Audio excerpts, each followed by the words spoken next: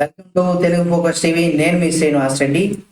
AP రాజకీయాలు నిజంగా మనకి ఎప్పుడు కూడా ఆసక్తికరంగానే ఉంటాయి. ఎందుకంటే తెలంగాణ ఎలక్షన్స్ అయిపోయిన తర్వాత, తెలంగాణలో ప్రస్తుతం రేవంత్ రెడ్డి సీఎం అయిపోయిన తర్వాత కూడా ఇక్కడ ఎలక్షన్స్ అయిపోయిన తర్వాత ఇక ఎప్పుడెప్పుడు ఆంధ్ర ఎలక్షన్స్ వస్తాయి, ఎప్పుడెప్పుడు ఎవరు అధికారంలోకి వస్తారు అనే దానికి సంబంధించి ఎక్కువ మందికి ఆసక్తి ఉంది. అయితే ఇక్కడ చంద్రబాబు నాయుడు గారు ఏంటంటే జగన్మోహన్ రెడ్డి పాలన పైన అంటే స్మగ్లర్ల పాలన లేదా స్కీములన్నీ కూడా స్కాములే అన్నట్టుగా కూడా ఆయన చేసినటువంటి వ్యాఖ్యలు ఏవైతే ఉన్నాయో, ఆయన ఎందుకు ఏ ఉద్దేశంతో చేశారు అనే దానికి సంబంధించి కనుక మనం చూసినట్లయితే జగన్మోహన్ రెడ్డి సర్కార్ పైన కూడా చంద్రబాబు నాయుడు గారు నిప్పులు చెరుగుతూనే ఉంటారు ఎప్పుడు కూడా. ఎందుకంటే అధికార పార్టీ పైన కూడా ప్రతిపక్షాలు ఎప్పుడు కూడా తనదైన స్టైల్లో ప్రభుత్వం చేస్తున్నటువంటి తప్పిదాలు కావచ్చు, ప్రభుత్వం చేస్తున్నటువంటి అక్రమాలు ఏవైతే ఉంటాయో దానికి ఎప్పటికప్పుడు కౌంటర్స్ వేస్తూ ప్రజల్లో కూడా దానిపైన కొంత వివరణ ఇస్తూ ప్రజలకు అవగాహన కల్పిస్తూ ప్రస్తుత ప్రభుత్వం ఎటువంటి తప్పులు చేస్తుంది అనే దానిపైన కూడా ఎక్కువ కూడా ఆసక్తి చూపిస్తూ ఉంటారు. అంటే ఆ విధంగా ప్రజల్లో మళ్ళీ మనం అధికారంలో రావడం కోసం ఏ పార్టీ అయినా కూడా పనిచేస్తుంది. అయితే చిత్తూరు జిల్లాలో కనుక మనం చూసినట్లయితే వైఎస్ఆర్సీపీకి సంబంధించి ప్రభుత్వం ఏదైతే ఉందో, అంటే జగన్మోహన్ రెడ్డి గారి ప్రభుత్వం ఏదైతే ఉందో ఆ ప్రభుత్వం కూడా స్కాములన్నీ చేస్తుంది. ఆ స్కాములే చేస్తుంది కాబట్టి ఆ స్కాముల పైన కూడా ఆరోపించింది. తెలుగుదేశం పార్టీ అధినేత మాజీ ముఖ్యమంత్రి అయినటువంటి చంద్రబాబు నాయుడు గారు చిత్తూరు జిల్లా గంగాధర్ నెల్లూరులో ఏర్పాటు చేసినటువంటి రా కదిలి రా అనే సభలో ఆయన పాల్గొన్న విషయం మనందరికీ తెలిసిందే. ఎన్నికల్లో ఓడిపోతామని తెలిసి కూడా జగన్మోహన్ రెడ్డి గారు అంటే ఆయన ఓడిపోతాం 100% అనేకమైనటువంటి సర్వేల విషయంలో కావచ్చు, అనేక విధాలుగా కూడా కొంతమంది మాత్రం ఓన్లీ సంక్షేమ పథకాలు మనకు వస్తున్నాయి అని చెప్పేసేటువంటి ఒక వర్గం, పింఛన్స్ వస్తున్నాయి అనేటువంటి ఒక వర్గం ఏదైతే ఉందో వీళ్ళు మాత్రమే కొంత సామాజిక వర్గం, అంటే రెడ్డి సామాజిక వర్గం ఏదైతే ఉందో అది కొంత జగన్మోహన్ రెడ్డికి అనుకూలంగా ఉన్న విషయం 100% ఒప్పుకోవాల్సిందే. అది ఏ సర్వే చేసినా ఇది కాదు అని చేసిందంటే అంటే సామాజిక వర్గం కొంతమేర ప్రభావం చూపిస్తుంది. ఏదైతే సంక్షేమ పథకాలు ఏవైతే ఉన్నాయో అవి కూడా ఎవరికైతే అంటే జగన్మోహన్ రెడ్డి గారు ఏవైతే లబ్ధిదారులకు డైరెక్ట్ గా ఆయన పథకాలను ఇంప్లిమెంట్ చేస్తున్నారు, అంటే అమలు చేస్తున్నారు, డైరెక్ట్ గా వాళ్ళ ఖాతాలో నగదు జమ చేస్తున్నారు, అంటే అది ఎలక్షన్ కి ముందుగానే ఓటర్ని ఇండైరెక్ట్ గా సంక్షేమం పేరుతో ఆయన కొనుగోలు చేస్తున్నదే అని కూడా మనం చెప్పుకోవచ్చు. ఎందుకంటే సంక్షేమ పథకాలు జగన్మోహన్ రెడ్డి గారు చేసినా, లేదా చంద్రబాబు నాయుడు గారు చేసినా, పవన్ కళ్యాణ్ గారు చేసినా, లేదా కేసీఆర్ గారు, రేవంత్ రెడ్డి గారు, మోడీ గారు చేసినా కానీ సంక్షేమ పథకాలు అనేది కూడా ఎవరు కూడా వాళ్ళ జేబులో డబ్బులు లేదా వాళ్ళ ఆస్తులు అమ్మి ఇచ్చేటువంటి వ్యవహారం కాదు. మనం పన్నుల రూపంలో కట్టేటువంటి వాటిని వాళ్ళు తిరిగి మనకు సంక్షేమ పథకాల రూపంలో ఇస్తా ఉంటారు. సంక్షేమ పథకాలు ఏవైతే ఉంటాయో అవి 100% ఏంటంటే మనకు 10 రూపాయలు ఇస్తున్నారంటే మన దగ్గర 15 రూపాయలు వసూలు చేస్తారు. అంటే పన్నుల రూపంలో కావచ్చు, లేదా ధరలు పెంచి ఆ ధరలు పెంచిన వాటిలో మన నిత్యావసర సరుకుల పైన ధరలు పెంచేస్తే ఆటోమేటిక్గా ఏమవుతుందంటే ఆ ధరల్లో వచ్చేటువంటి ఆదాయాన్ని తిరిగి అంటే మనకు 10 రూపాయలు ఇస్తారంటే మన దగ్గరే 15 రూపాయలు వసూలు చేసి అందులో 10 రూపాయలు మాత్రమే ఇస్తూ ఉంటారు. ఏ రాజకీయ నాయకుడు వచ్చినా సరే ఇటువంటి విషయాలు 100% పాటిస్తూ ఉంటారు.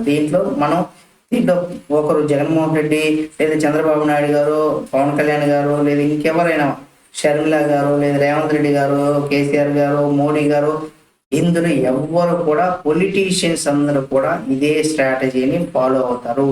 దీనికి ఎవ్వరు కూడా అతీతం కాదు అని కూడా మనం గుర్తుపెట్టుకోవాలి ప్రజలందరూ కూడా. ఎందుకంటే వాళ్ళు మనకి 1 రూపాయి ఇస్తున్నారంటే దాని వెనక స్వార్థం ఉంటుంది. ఎందుకంటే మళ్ళీ మనం అధికారంలోకి రావాలంటే ఈ పథకాలను మనం ఇంప్లిమెంట్ చేయాలి. మరొక విషయం ఏంటంటే ఇక్కడ చాలా మందికి అపోహ అయితే ఉంది. ఏంటంటే జగన్మోహన్ రెడ్డి గారు ఇప్పుడు సంక్షేమ పథకాలు అంటే డైరెక్ట్ గా నగదు జమ చేస్తున్నారు కొంతమందికి, అంటే ఆటో డ్రైవర్లకు కావచ్చు, లేకపోతే జూనియర్ లాయర్లకు కావచ్చు, ఇట్లా కొంతమందికి ఎవరికైతే డైరెక్ట్ గా అమ్మఒడి పథకం కింద తల్లుల ఖాతాలో కావచ్చు, ఇవైతే ఎవరైతే ఉన్నారో లబ్ధిదారులు వాళ్ళ అకౌంట్ లో డైరెక్ట్ గా నగదు అయితే జమ చేస్తున్నారు. అయితే దీనికి సంబంధించి కనుక మనం చూసినట్లయితే చాలా మందిలో ఒక అపోహ అయితే ఉంది. అంటే పొరపాటున 2024 ఎలక్షన్స్ లో చంద్రబాబు నాయుడు గారు కనుక వస్తే 100% ఇవి ఏవైతే ఉన్నాయో జూనియర్ లాయర్లకు ఇచ్చేటువంటి 5,000 రూపాయలు కావచ్చు, లేకపోతే అమ్మఒడి పథకం కింద కావచ్చు, లేదా ఆటో డ్రైవర్కి వేసేటువంటి 10,000 రూపాయల డబ్బు కావచ్చు, ఇవన్నీ కూడా నిలిపివేస్తారు చంద్రబాబు నాయుడు గారు అనేసి కొంత అపోహ అయితే జనాల్లో చాలా ఎక్కువగా ఉంది. దీనికి సంబంధించి కూడా తెలుగుదేశం పార్టీకి సంబంధించిన నాయకులు కావచ్చు, కార్యకర్తలు కావచ్చు, అభిమానుల్లో కూడా కొంత గందరగోళమైనటువంటి పరిస్థితి నెలకొన్నటువంటి విషయం మనందరికీ తెలిసిందే. ఎందుకంటే ఇక్కడ 100% ఏ రాజకీయ నాయకులైనా సరే తమ అధికారంలో ఉండడం కోసం అనేకమైనటువంటి వాగ్దానాలు ఇస్తూ ఉంటారు. అటువంటి వాగ్దానాలు ఇచ్చినప్పుడు ఏంటంటే 100% ఇక్కడ మనకి ఆ వాగ్దానాల వల్ల ఏమవుతుందంటే 100% అక్కడ వాళ్ళకి కొంత అన్యాయం జరుగుతుంది. అంటే అన్ని ఏ రాజకీయ నాయకుడైనా 100 రకాల హామీలు ఇస్తే ఆ 100 రకాల హామీలు నెరవేర్చడం అనేది అసాధ్యం. అది ఎంత పెద్ద రాజకీయవేత్త అయినా, ఎంత అనుభవం ఉన్నటువంటి వ్యక్తి అయినా సరే రాజకీయాల్లో ఉన్నప్పుడు 100% అమలు చేసేటువంటి అవకాశం అయితే ఉండదు. కాబట్టి ఆ దిశగానే ఉంటుంది. కాబట్టి ఇటువంటివన్నీ కూడా ఉంటాయన్నమాట. ఇక్కడ ఏంటంటే మానసికంగా ఆందోళనతో ఉన్నారనే విషయం, జగన్మోహన్ రెడ్డి గారు కొంత మానసికంగా ఆందోళనలో ఉన్నారు. అన్యాయం చేసినటువంటి భస్మాసురుల్ని ఓట్ల ద్వారా కూడా మనం భస్మం చేయాలనేసి కూడా చంద్రబాబు నాయుడు గారు ప్రజలను ఉద్దేశించి తెలుగుదేశం కార్యకర్తలకు, ప్రజలకు, అభిమానులకు, తెలుగు రాష్ట్రాల్లో ఉన్నటువంటి ప్రజలందరికీ కూడా ఆయన పిలుపునిచ్చారు. ముఖ్యంగా ఆంధ్రప్రదేశ్ రాష్ట్రానికి సంబంధించి కనుక మనం చూసినట్లయితే ఇంతమందిని ఉద్దేశించి ఆయన అందరూ కూడా మీరు మాతో చేయి కలపండి, మమ్మల్ని ఈసారి అధికారంలోకి తీసుకురండి అంటూ కూడా ఈయన చెప్పినట్టుగా కూడా మనం చెప్పుకోవచ్చు. ఎందుకంటే అది వాస్తవం. ఎందుకంటే ఇక్కడ ఏపీ సీఎం జగన్మోహన్ రెడ్డి గారు ఎవరైతే ఉన్నారో ఆయన చిత్తూరు ఎమ్మెల్యే సీటును కూడా, అంటే ఎమ్మెల్యే సీటు ఉన్నటువంటి ఎర్రచందనం స్మగ్లింగ్ ను కేటాయించారు. అందుకే చంద్రబాబు నాయుడు గారు దీనిపైన కూడా విమర్శలు చేశారు. అయితే ఎర్రచందనం ఎక్కువగా ఎక్కడ దొరుకుతుందంటే శేషాచలం అడవులు ఎక్కడ ఉన్నాయంటే తిరుపతిలో ఉన్నాయి. తిరుపతి అడవి ప్రాంతంలో శేషాచలం అడవులు కూడా ఉన్నాయి. మనం పుష్ప 2 సినిమా చూసినప్పుడు మనకు అర్థమవుతుంది. ఆ సినిమా మొత్తం కూడా శేషాచలం అడవుల ప్రాంతంలో జరుగుతూ ఉంటుంది. దీనికి సంబంధించి కూడా మన సినిమాలో ఏదైతే రియల్ లైఫ్ క్యారెక్టర్స్ కూడా ఎవరైతే ఈ విధంగా చేస్తున్నారో దానిని ఉద్దేశించే ఈ పుష్ప సినిమాలో కూడా చూపించడం జరిగింది. ఇది వాస్తవమైనటువంటి పరిస్థితి అన్నమాట. కాబట్టి ఇక్కడ అన్నమయ్య జిల్లా కేవీపల్లి మండలంలో ఎర్రచందనం స్మగ్లర్లు దాడులతో ఇటీవల పోలీస్ కానిస్టేబుల్ గణేష్ కూడా మరణించిన విషయం మనందరికి తెలిసిందే అంటూ కూడా చంద్రబాబు నాయుడు గారు చెప్పడం జరిగింది. రాష్ట్రంలో స్మగ్లర్లు రాజ్యమేలుతుంటే పోలీసుల వల్ల ఉపయోగం ఏమిటనే విషయాన్ని కూడా ప్రశ్నించారు చంద్రబాబు నాయుడు గారు. ఎందుకంటే 100% జగన్మోహన్ రెడ్డి గారు ఏదైతే పరిపాలన ఉందో ఇక్కడ పోలీసులు ఏంటంటే ఇక్కడ మనకు న్యాయం, నీతి, ధర్మం అనేది కూడా ఎక్కడా కూడా కనిపించట్లేదు అనేసి కూడా చాలా మంది మేధావి వర్గం కావచ్చు, లేదా టీడీపీకి సంబంధించి, జనసేనకి సంబంధించిన నాయకులు అయితే చెప్తూ ఉన్నారు. 100% టీడీపీ హయాంలో ఇలాంటి ఘటనలు జరగలేదనేసి కూడా ఇక్కడ చెప్పలేము. ఎందుకంటే 100% ఏ పార్టీ అధికారంలో ఉన్నప్పుడు కూడా 100% ఇటువంటి విషయాల్లో కొంతమేర జరుగుతూ ఉంటాయి. పర్సంటేజ్ ఏదైతే ఉంటుందో అది కొంత తక్కువ అని చెప్పుకోవచ్చు. వైసీపీ ప్రభుత్వంతో పోలిస్తే టీడీపీ ప్రభుత్వం అధికారంలో ఉన్నప్పుడు కొంత అంటే ఒక 10% వైసీపీ ప్రభుత్వంలో ఇటువంటివి జరుగుతున్నాయి, అన్యాయాలు, అక్రమాలు, దాడులు జరుగుతున్నాయంటే ఇక్కడ తెలుగుదేశం పార్టీ అధికారంలో ఉన్నప్పుడు ఒక 7 to 8% మేర ఇటువంటివి జరుగుతుండే అన్నట్టు. ఎందుకంటే ఇటువంటి ఘటనలు జరగలేదనేది కూడా మనం చెప్పలేము. ఎందుకంటే 100% ఏ ప్రభుత్వం ఉన్నా కొంత మేర పర్సంటేజ్ తగ్గుతుంది, అదే 100% గ్యారంటీ. కాబట్టి దీనికి సంబంధించి ఏంటంటే ప్రత్యేకమైనటువంటి టాస్క్ ఫోర్స్ ను కూడా దాన్ని ఏర్పాటు చేస్తూ దాంతో పాటు కూడా ప్రతిష్టాత్మకమైనటువంటి చర్యలతో పాటుగా 5 ఏళ్ల పాటు ఎర్రచందనం స్మగ్లింగ్ ను టీడీపీ సమర్థవంతంగా అరికట్టిందనేసి కూడా. ఎందుకంటే ఈ ఎర్రచందనం ఏంటంటే ఏదో 5,000, 1,000, 2,000, 5,000, 10,000 కాదు. ఈ ఎర్రచందనం ఏదైతే ఉందో లక్షల కోట్ల రూపాయలకు సంబంధించినటువంటి మంచి ఇన్కమ్ తెచ్చేటువంటి ఆదాయం అన్నమాట. కాబట్టి అటువంటి ఆదాయం ఎక్కడుంది? మనకు తిరుపతి సమీపంలో ఉన్నటువంటి శేషాచలం అడవుల్లో మాత్రమే ఉంది. కాబట్టి ఇవన్నీ కూడా అరికట్టాలనేసి దిశగా కూడా మనకి చంద్రబాబు నాయుడు గారు చెప్పడం జరిగింది. ఎర్రచందనం స్మగ్లింగ్ కి సంబంధించి కావచ్చు, అవినీతి పరులు ఎవరైతే ఉంటారో అందరిని కూడా వారందరికి కూడా గట్టిగా చంద్రబాబు నాయుడు గారు వార్నింగ్ ఇచ్చారు. మరో 2 నెలల సమయంలో మాత్రమే ఉంది. ఎందుకంటే రాబోయేది 2 నెలల్లో ఎలక్షన్స్ అన్ని కూడా మనకు అయిపోతాయి.